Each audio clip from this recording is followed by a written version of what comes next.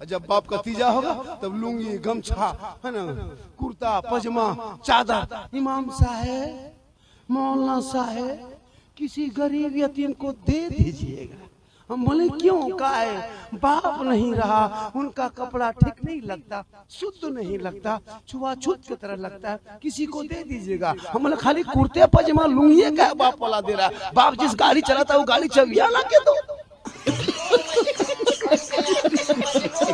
अभी ला के दो। हजरत बाबा ये क्या कीजिए, बाप नहीं रहा, गाड़ी क्या करेंगे, चाबी लीजिए लेके चल दीजिए, खाली कुर्ते पजामा।